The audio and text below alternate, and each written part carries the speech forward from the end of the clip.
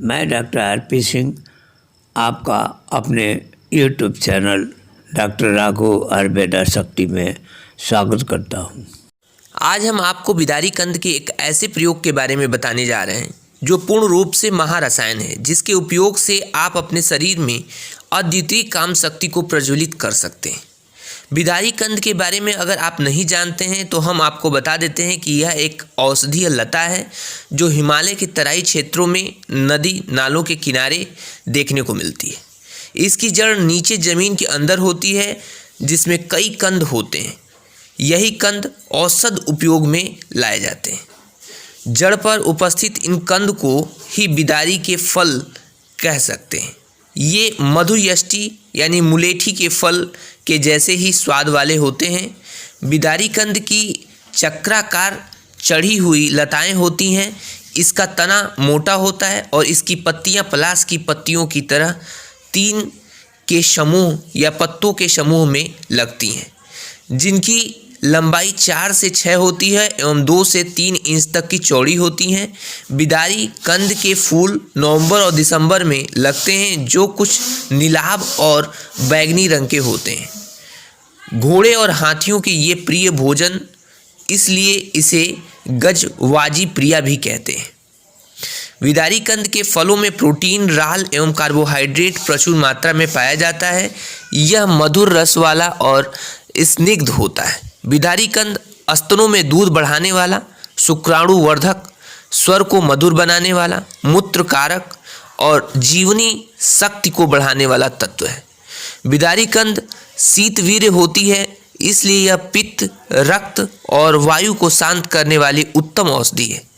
बिदारी कंद के कंद का चूर्ण ही औषध प्रयोग में लाया जाता है। यह पुरुषों के लिए एक उत्तम बलवर्धक, वीर्यवर्धक और शुक्र मेह को रोकने वाली औषधि है। वात, पित्त, शोथ, धातु क्षय, कमजोरी, शीघ्र पतन, नपुंसकता और यौन दुर्बलता में इसका रसायन प्रयोग में लाने में 100% परिणाम प्राप्त होता है। बिदारी कंद आसानी से किसी भी पंसारी की दुकान से प्राप्त की जा सकती है।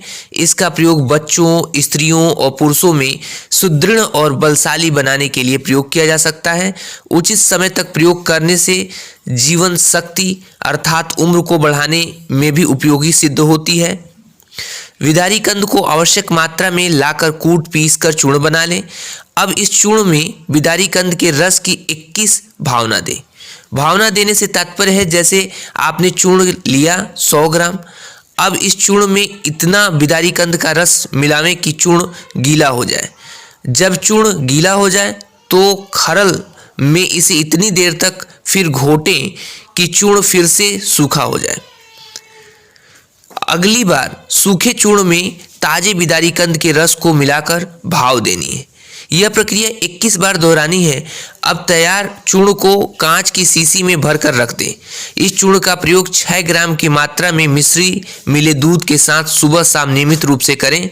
जल्द ही यौन दुर्बलता खत्म हो जाएगी एवं आप नया यौवन महसूस करेंगे। वैसे तो यह प्रयोग कोई हानि नहीं देता, लेकिन फिर भी मात्रा का ध्यान रखें। इस महारसायन चूर्ण के इस्तेमाल से धातु दुर्बलता, शीघ्र पतन, नपुंसकता, वीर्य में शुक्राणुओं की कमी और शरीर को रोग प्रतिरोधक क्षमता प्राप्त होती है। स्तन में दूध की कमी हो तो जिन प्रसवोत्तर महिलाओं के स्तनों में दूध की सही मात्रा में नहीं बनता हो, वे इसके चूर्ण 4 ग्राम चूर्ण को सुबह शाम मिश्री मिले दूध के साथ सेवन करें।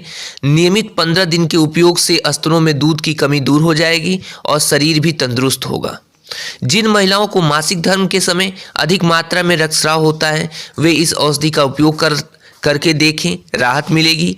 इसके लिए 1 चम्मच चूर्ण को थोड़े से घी और शक्कर के साथ मिलाकर सुबह शाम चाटने से जल्दी ही अधिक मासिक स्राव की समस्या खत्म हो जाती है। शारीरिक रूप से दुर्बल बच्चों पर भी इस औषधि का अच्छा असर पड़ता है। कृश शरीर वाले बच्चों को 2 ग्राम की मात्रा में शहद के साथ सुबह शाम चूर्ण चाटने से बच्चों का शरीर बलवान होता है एवं शरीर सुडौल भी बनता है। यकृत और तिल्ली की वृद्धि में 1 चम्मच बिदारी कंद के चूर्ण को शहद के साथ चाटने से यकृत और तिल्ली की वृद्धि कम हो जाती है। बिदारी कंद चूर्ण को घृत में मिलाकर विसर्प में लगाना चाहिए। यह विसर्प में जलद देता है। बिदारी और इच्छु रस को दूध, घी, शहद या तेल के साथ मिलाकर पिलाना फायदेमंद रहता है। इससे बुखार में आराम मिलता है। यह मधुर रस एवं विपाक से एवं शीतवीर्य से धातुओं का वर्धन करता है। यह शारीरिक कमजोरी को दूर करके रस, मांस और शुक्र धातु की वृद्धि करता है। अगर आप यौन कमजोरी एवं बीमारी आदि के कारण शक्ति विहीन शरीर को ठीक करना चाहते हो तो बिदारी कंद आपकी सहायता कर सकता है। यह स्त्रियों में दूध की कमी को दूर करती है। बिदारी कंद को दूध में पकाकर सिद्ध करके सेवन करने से स्तनों में दूध की कमी वृद्धि होती है। यह अपने औषधीय गुणों के कारण संपूर्ण शरीर की धातुओं का वर्धन करता है। अतः वीर्य की कमी एवं शरीर के औज की कमी में इसका सेवन करना फायदेमंद रहता है। इसे अच्छा वाजीकरण द्रव माना जाता है। विपाक में मधुर होने, शीत, वीर्य एवं स्निग्ध होने के कारण पित्त का शमन करती है। यह खून को साफ करके रक्त, पित्त एवं मूत्रगत व्याधियों का शमन या नष्ट भी करती है। इसकी जड़ के चूर्ण को ही अधिकतर औषध उपयोग में लाया जाता है। इसके चूर्ण को 1 से 2 ग्राम की मात्रा में शहद, जल या दूध के साथ सेवन किया जा सकता है। धन्यवाद।